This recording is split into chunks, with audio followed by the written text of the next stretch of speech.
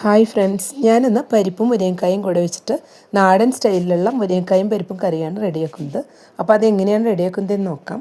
Video ഫുള്ളായി കണ്ടതിന് ശേഷം ഇഷ്ടപ്പെടുകയാണെങ്കിൽ ലൈക്ക് ചെയ്യാനും ഷെയർ ചെയ്യാനും സബ്സ്ക്രൈബ് ചെയ്യാനും മറക്കരുത്.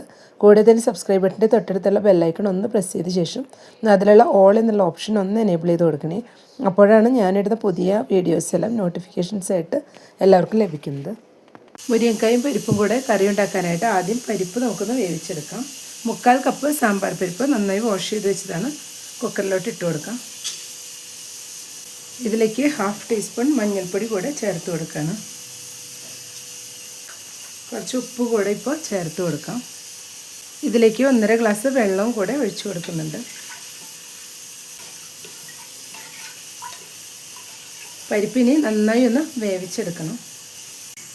പരിപ്പ് ഇവിടെ നന്നായി തന്നെ വെന്ത് വന്നിട്ടുണ്ട്. ഇതുപോലെ നന്നായി തന്നെ പരിപ്പ് നമ്മൾ വേവിച്ചെടുക്കണം. ഇനി ഇതിലോട്ട് മുരിങ്ങക്കായ ചേർത്ത് കൊടുക്കാം. ഞാനിവിടെ 4 മുരിങ്ങക്കായ കട്ട് ചെയ്ത് വെച്ചതാണ് ചേർത്ത് കൊടുക്കുക. ഇതിലേക്ക് 1 സവാള കട്ട് ചെയ്ത് വെച്ചത് ചേർത്ത് കൊടുക്കാം. 1 തക്കാളി, 2 പച്ചമുളക് കട്ട് ചെയ്ത് വെച്ചതും കൂടെ ചേർത്ത് കൊടുക്കണം. കുറച്ച് വേപ്പില കൂടെ ചേർത്ത് കൊടുക്കാം. ഇതിലേക്ക് 1 ടേബിൾ സ്പൂൺ മുളക് പൊടി കൂടെ ചേർത്ത് കൊടുക്കാം. കുറച്ചുകൂടെ ഉപ്പ് ചേർത്ത് കൊടുക്കുന്നുണ്ട്. 1 ഗ്ലാസ് വെള്ളം കൂടെ ചേർത്ത് നന്നായി മിക്സ് ചെയ്തൊന്ന് വേവിച്ചെടുക്കാം. 1 വിസിൽ വരുത്തിയാൽ മതിയാവും. മുരിങ്ങക്കായ പെട്ടെന്ന് വെന്ത് പോകുന്നതുകൊണ്ട് അധികം വിസിൽ വരുത്തിയത് വെന്ത് ഉടഞ്ഞു പോകും. ഇനി ഇതിലേക്കുള്ള 1 കപ്പ് തേങ്ങ കൂടെ ഒന്ന് നന്നായി അരച്ചെടുക്കണം. കുറച്ച് വെള്ളം ചേർത്ത് നന്നായി ഇതൊന്ന് അരച്ചെടുക്കാം.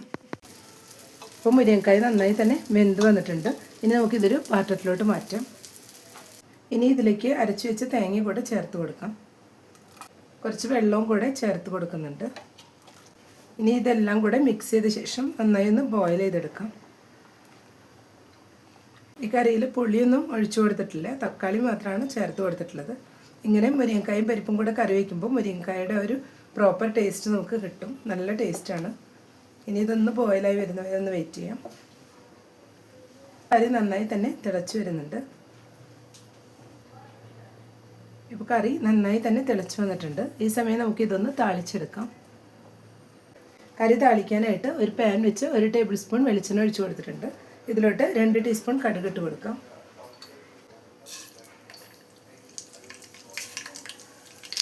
ഇതിലേക്ക് 2 ഉണക്കമുളക് പൊട്ടിച്ച് വെച്ചതും അല്പം വേപ്പിലയും കൂടെ ചേർത്ത് കൊടുക്കാം. ഇപ്പോൾ എല്ലാം കൂടെ നന്നായി ഫ്രൈ ആയി വന്നിട്ടുണ്ട്. ഇനി ഇത് കറിയിലോട്ട് ഒഴിച്ചു കൊടുക്കാം. എല്ലാം കൂടെ ഒന്ന് മിക്സ് ചെയ്തെടുക്കാം. ഇപ്പോൾ മുരിങ്ങക്കായ കറി ഇവിടെ റെഡി ആയിട്ടുണ്ട്. അപ്പോൾ എല്ലാവരും ഈ രീതിയിൽ ഒരു തവണയെങ്കിലും ട്രൈ ചെയ്ത് നോക്കുക. ഇഷ്ടപ്പെട്ടെങ്കിൽ ലൈക്ക് ചെയ്യാനും ഷെയർ ചെയ്യാനും സബ്സ്ക്രൈബ് ചെയ്യാനും കൂടെ തന്നെ ഫീഡ്ബാക്ക്സ് ഉണ്ടെങ്കിൽ അറിയിക്കാനും മറക്കരുത്. താങ്ക്